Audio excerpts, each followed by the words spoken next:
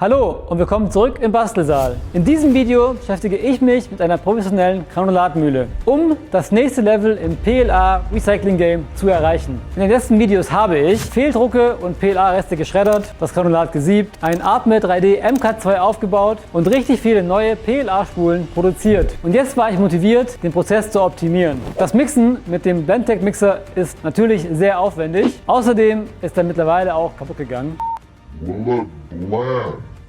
Bei Kleinanzeigen habe ich mir darum eine gebrauchte Granulatmühle gekauft. Und ich habe erstmal einen so großen Fehler gemacht, dass ich fast einen ganzen Tag Arbeit verloren habe. Bleibt jetzt dran, denn ich zeige euch, wie ich meine 3 kW Mühle auspacke, aufgrund eines wirklich dummen Fehlers direkt einen Hitzeschaden hatte, die Mühle endlich sauber laufen hatte, nochmal ca. 20 Kilo Granulat herstelle, ein Absaugsystem baue und dann noch aus diesen 60 Kilogramm 3D-Druckabfällen nochmal einen ordentlichen Berg Granulat herstelle. Und einen unzerstörbaren Mixerbecher aus Stahl schweißen werde. Ich lasse meine Hosen runter und berichte über all meine Learnings. Lasst uns reinstarten.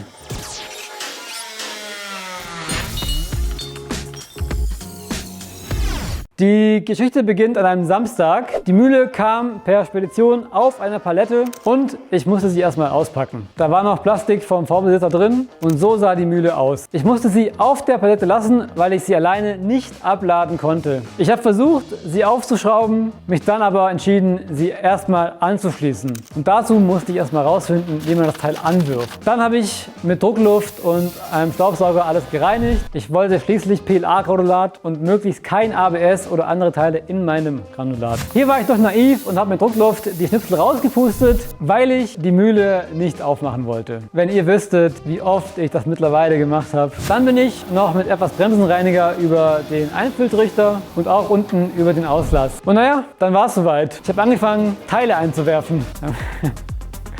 Und hier hätte ich schon meinen fatalen Fehler bemerken sollen. Wirklich, ich war so dumm. Wobei man auch sagen muss, dass das in den Videos wirklich besser zu sehen ist als in der Realität. Was ist also passiert? Wie ihr seht, wurden die Teile geschreddert. Und es kam auch Granulat am Ende raus. So richtig gut lief es aber nicht. Und ich hatte meinen ersten Materialstau. Hier dachte ich, dass ich einfach generell zu viel Material eingefüllt hatte. Aber nein, ich hatte tatsächlich einen Hitzeschaden. Das heißt so viel wie, dass mein Granulat zu heiß wurde und geschmolzen ist. Irgendwann ist dann so viel Material um die Messer, dass selbst die 3 kW nicht mehr reichen, um das durchzubrechen. Das war wirklich der Worst Case.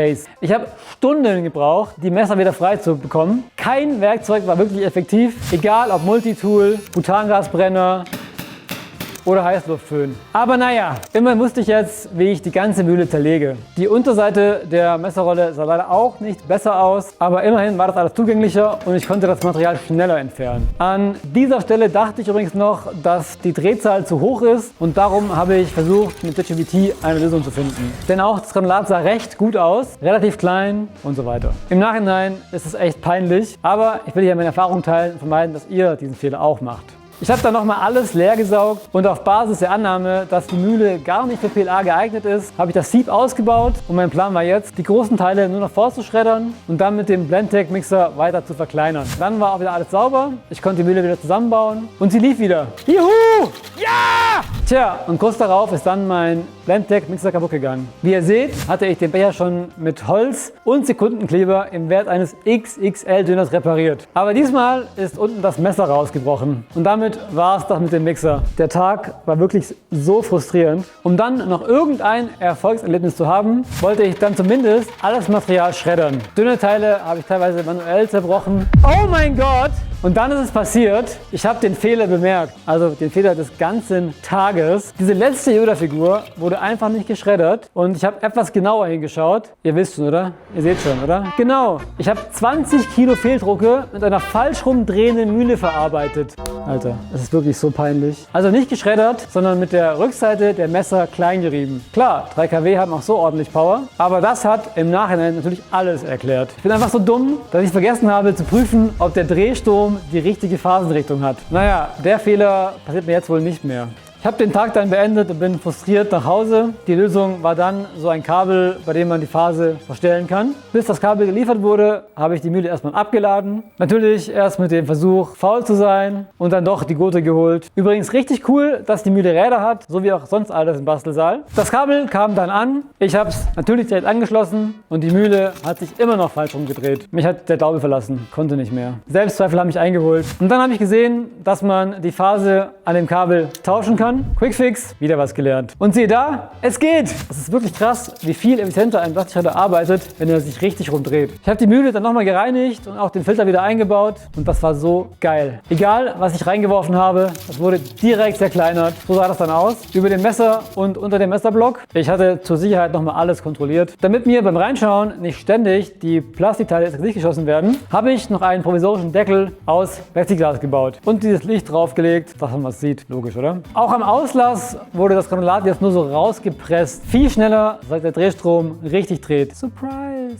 Oh. Aber ja, ist auch logisch, wenn sich dann die Förderschnecke richtig rumdreht und auch wirklich was befördert. Das Granulat habe ich dann einfach abgesaugt und meine Kisten vom ersten Tag dann, wie ihr seht, in einem Bruchteil der Zeit nochmal geschreddert. So sah das Granulat dann im Staubsauger aus. Natürlich habe ich es dann nochmal gesiebt, um möglichst kleine Teile zu haben, im besten Falle keines größer als 5 mm. Das Absaugen hat echt gut geklappt. Limitierend war eher die Größe meines Staubsaugers. Ab und an musste ich auch mein Sieb reinigen und das war dann das Ergebnis. 20 Kilogramm PLA-Granulat, weitestgehend aus Fehldrucken und Pup erzeugt. Damit hatte ich alles gelernt, was ich lernen musste, um weiterzumachen. Mein Ziel war es, diese 60 Gramm Fehldrucke möglichst effizient zu schreddern und zu recyceln natürlich dann. Das Material habe ich über Kleinanzeigen für 36 € bekommen, also nur das Porto. Das sind einfach knapp 60 Kilo Material. Dicken Dank an der Stelle an Tobias von Kleinanzeigen. Um diese Menge einfach aus dem Auslass zu bekommen, wollte ich mir einen Zyklonabscheider bauen. Dafür habe ich einen Abscheider und einen Staubsauger gekauft. Oswag-Adapter hatte ich noch ausreichend vorrätig. Die Schläuche waren dann schnell eingebaut. Mein Plan war, den Sauger und den Abscheider auf eine IKEA-Sammlerkiste zu stellen. Diese füllt sich dann und wenn sie voll ist, setze ich den Deckel einfach auf eine neue leere Kiste. Guter Plan, oder? Ob er funktionieren wird? I doubt it. Wie auch immer. Ich habe dann ein Brett als Verstärkung des Deckels zugesägt und verschraubt. Platz für die Schrauben gemacht, alles fixiert, das Loch für den Abscheider gebohrt und wie immer halb-halb, damit nichts ausfranst. Und so sah das dann aus. Dank dem Oswag-System war dann auch alles schnell zusammengesteckt. Die doch fehlenden Oswag-Adapter für den Xenonabscheider hatte ich mir noch flott gedruckt. Platzieren wollte ich die Kiste etwa an dieser Stelle auf der Mühle. Dazu habe ich mir ein paar Halter gebaut, um darauf die Box zu lagern. Auch hier war wieder einigermaßen passendes Holz in meiner Restholzkiste. Das Brett habe ich dann auf dem Rahmen verschraubt, einen Ausschnitt reingesägt und dann auf die Mühle gesteckt. Dann konnten ein paar Balken montiert werden, die früher übrigens zum Aufbocken meines Hussar-LKWs verwendet wurden. Hier wird nichts weggeschmissen. Und dann konnte die Kiste auf den Deckel der Mühle gestellt werden. Hier sieht man dann ganz gut, wie das Granulat in die Kiste fällt. Tja, und die Ernüchterung kam dann relativ schnell. Als ich damit begonnen hatte, die 60 Kilo Fehldrucke von Kleinanzeigen zu schreddern, war der Sauger nämlich nicht stark genug und auch der Weg der Strecke zu lang. Darum habe ich dann erstmal mit einem anderen, größeren Sauger direkt abgesaugt.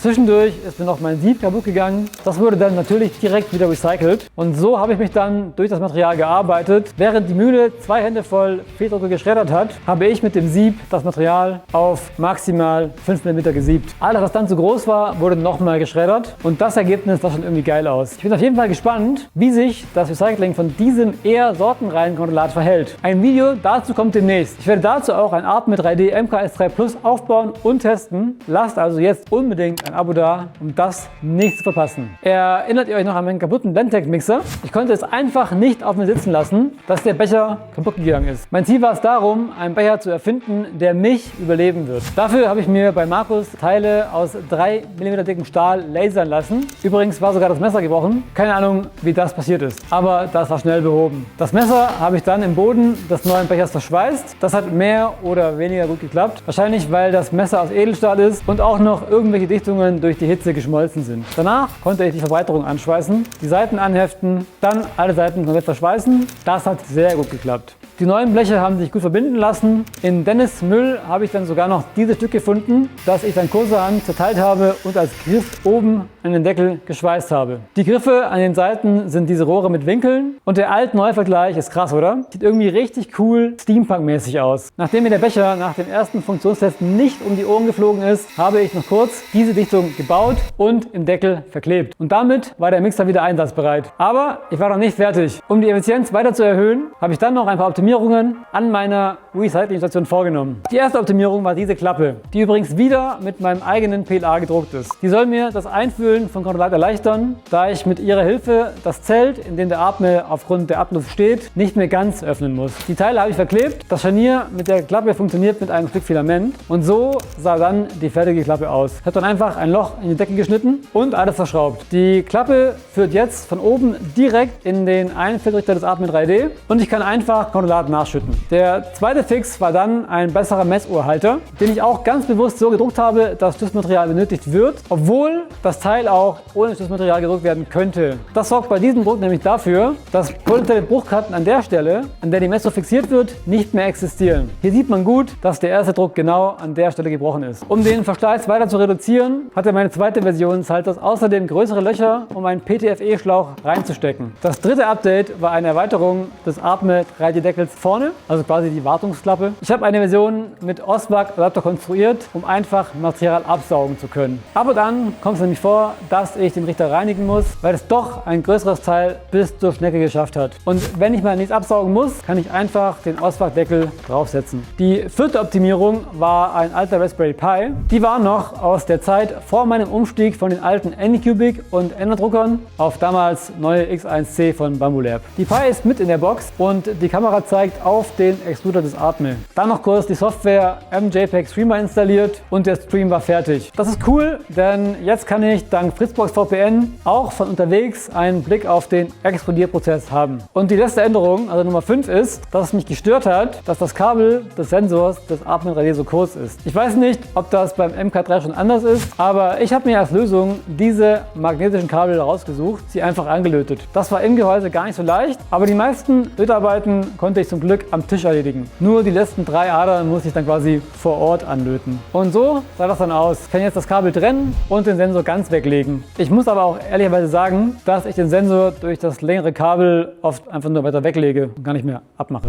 Also, fassen wir mal zusammen. Aus 20 Kilogramm Fehldrucken und Pup habe ich Condolat hergestellt. Nochmal 60 Kilogramm Fehldrucke von Kleinanzeigen geschreddert und gesiebt, meinem Blendtec-Mixer einen unzerstörbaren Stahlbecher verpasst und die komplette Recycling-Station mit Absaugung, Kamera und diversen Optimierungen ausgerüstet. Und die ersten 20 Kilo aus diesem Video habe ich mittlerweile wieder vollständig zu Rollen recycelt. Der Kreislauf ist also komplett. Auch wenn Tag 1 wirklich frustrierend war, bin ich froh, dass ich dran geblieben bin. Mein Aufbau läuft jetzt echt geschmeidig. Alles klar! Das war's mit diesem Video. Vielen Dank fürs Zuschauen. Wenn euch das Video gefallen hat, lasst bitte unbedingt ein Abo da. Es kommen noch einige Videos aus dieser Reihe. Unter anderem baue ich ein automatisches Sieb und ein Werkzeug, das diese Blobs aus dem Filament entfernt. Bis zum nächsten Mal. Ciao!